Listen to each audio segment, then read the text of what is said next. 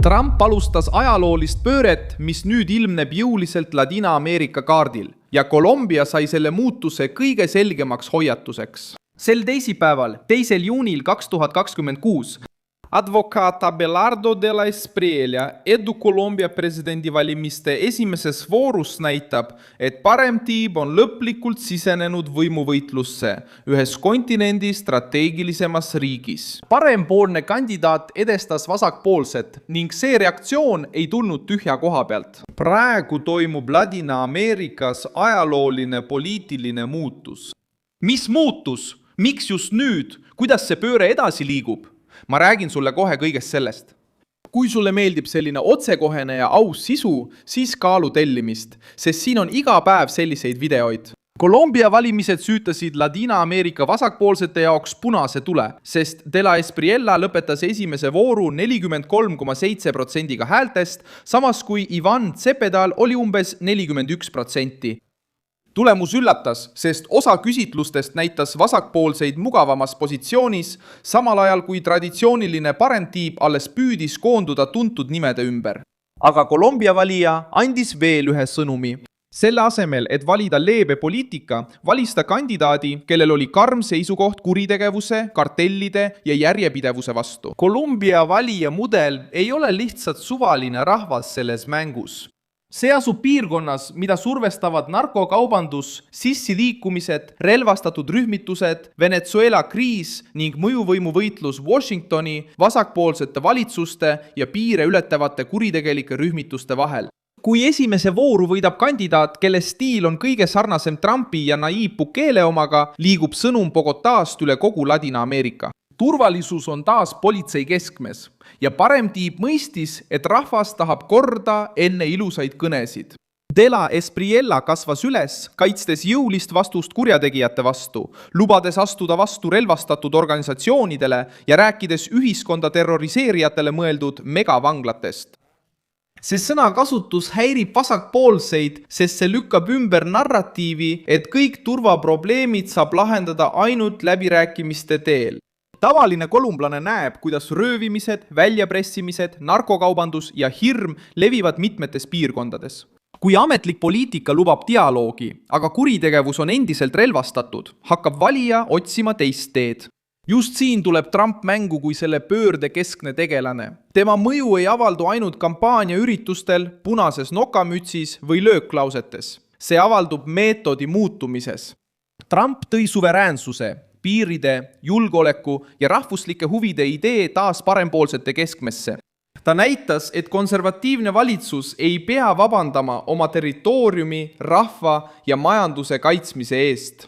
See sõnum tuli Washingtonist ja hakkas kõnetama vasakpoolsusest väsinud valijaid mitmel pool mandril. Trumpi valitsus avas ka teise olulise rinde, kärpides suure osa USA välisabi struktuurist, mis oli seotud USA ideega. 2025 aastal kinnitas sekretär Marco Rubio agentuuri 83 projekti kaotamise ja peaaegu $60 miljardi suuruse välisabi tühistamise. Parempoolsete jaoks tabas see kärbe vana rahvusvahelise mõjuvõimu mehhanismi, kus Ameerika avalik raha rahastas programme, võrgustikke ja organisatsioone väljaspool Ühendriike, ilma poliitilise kontrollita muidugi. Ladina-Ameerikas jõuab see muutus ajal, mil vasakpoolsed on tugevalt nõrgenenud. Argentina oli juba valinud Javier Milei, kelle kõne oli suunatud sotsialismi ja paisunud riigi vastu. El Salvador kindlustas Nayib Bukele positsiooni jõukude vastase võitluse sümbolina. Ecuador hoidis Daniel Noboa võimul julgeoleku ja kuritegevuse vastase tegevuskavaga. Teised piirkonna riigid hakkasid samuti palju otsesemalt arutama piiriküsimusi, narkokaubandust, vanglaid, suveräänsust ja joondumist Ameerika Ühendriikidega. Kolumbia lisandub nüüd sellesse nimekirja kui hetke kõige plahvatusohtlikum juhtum. Sest Gustavo Petro tuli võimule, lubades põhjalikke muutusi, kuid lõpetas oma ametiaja julgeolekukriisi, poliitilise kulumise ja osa valijate pettumuse keskel. Lubadus täielikust rahust ei toonud täielikku rahu. relvastatud rühmitused jätkasid tegutsemist, terved piirkonnad jäid hirmu alla ning elanikkond hakkas vasakpoolset retoorikat nägema nõrga kaitsenana tugevate kurjategijate ees. Columbia teine voor saab olema otsene lahing kahe projekti vahel.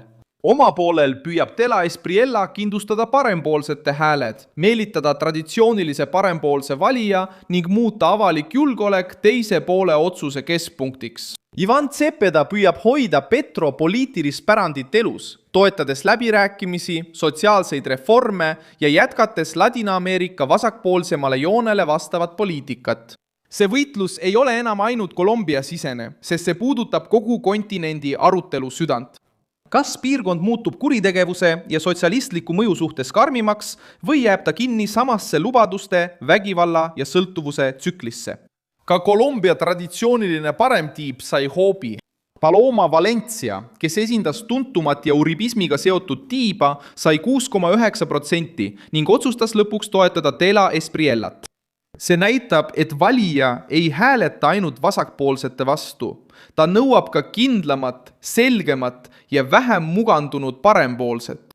Valija tahab kedagi, kes räägiks kurjategijast kui kurjategijast, kartellist kui kartellist ja suveräänsusest kui prioriteedist, kartmata rahvusvahelise meedia kisa. Donald Trump mõistis enne paljusid teisi liidreid, et globaalne poliitika on muutunud. Tavaline rahvas ei taha enam kuulata bürokraadi loengut, samal ajal kui maksab ebakindluse arveid. Ameerika Ühendriikides sidus ta ebaseadusliku immigratsiooni, narkootikumid, piiri ja organiseeritud kuritegevuse sama päevakorra alla. Ladina-Ameerikas saab see sama mõttekäik jõudu juurde, sest probleemiga puututakse kokku naabruskonnas, teel, äris ja perekonnas.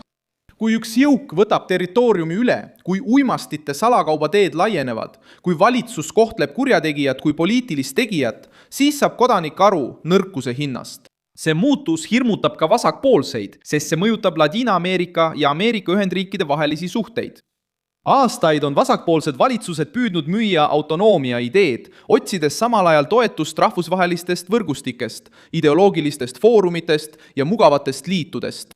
Trump muudab selle arvestuse, nõudes selget joondumist, võitlust narkokaubanduse vastu, piiride kontrolli ja Ameerika huvide austamist. See loogika avaldab survet ka teistele eesootavatele vaidlustele. Brasiilia, Peruu, Costa Rica ja teised riigid satuvad tähelepanu alla, sest Ladina-Ameerikas toimuvad uued valimised ja poliitilised ümberkorraldused. Küsimus, mis hakkab kulisside taga levima, on, kas Columbia jääb üksikjuhtumiks või kinnitab see laiemat lainet vasakpoolsete valitsuste vastu.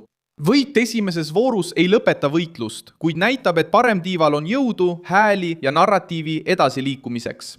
Petro reaktsioon suurendas samuti pinget. Pärast tulemusi seadis ta loenduse kahtluse alla, esialgu tugevaid tõendeid esitamata, samal ajal kui võimud ja vaatlejad kaitsesid Colombia valimisprotsessi usaldusväärsust. Selline reaktsioon ilmneb tavaliselt siis, kui vasakpoolsed kaotavad narratiivi kontrolli. Kui nad võidavad, räägivad nad demokraatiast. Kui nad kaotavad, külvavad nad kahtlusi, survestavad institutsioone ja püüavad muuta poliitilise kaotuse legitiimsuskriisiks. Parempoolsete tõus kogu Ladina-Ameerikas näitab samuti, et ainult majandusküsimustest enam ei piisa. Valija tahab küll tööd, aga tahab ka kodust väljuda ilma hirmuta. Ta tahab toimivat turgu, aga tahab ka, et kurjategijad oleksid vangis. Ta tahab suhteid Ameerika Ühendriikidega, aga tahab ka, et valitsusel oleks julgust relvastatud rühmitustele vastu astuda. Vasakpoolsed kaotasid toetust just seetõttu, et püüdsid kõike ideoloogiliseks debatiks muuta, samal ajal kui rahvas nõudis praktilisi lahendusi. Donald Trump alustas seda pööret, tuues poliitilise võimu taas suveräänsuse tasandile. Väliste struktuuride kärpimise, karmima keelekasutuse kartellide suhtes ning Ameerika huvidele vastavate liitlaste valitsuste toetamisega suunas ta arutelu sinna, kuhu paremtiib tahtis jõuda. Julgeolek, piir, avalik raha, välismõju ja rahvuslik ellujäämine. Paremtiib sai aru, et võib võita otsekoheselt rääkides ja vasaktiib mõistis, et vana kaitse enam ei toimi nii nagu varem. mina olen Milson Alves Global ja minu eesmärk on hoida sind iga päev tõese infoga hästi kursis. Uudiste lingid on videokirjelduses. Pane sellele videole like, telli kanal ja vaata lõpus kommentaare, et olla veelgi paremini seotud Milson Alvesi kogukonnaga.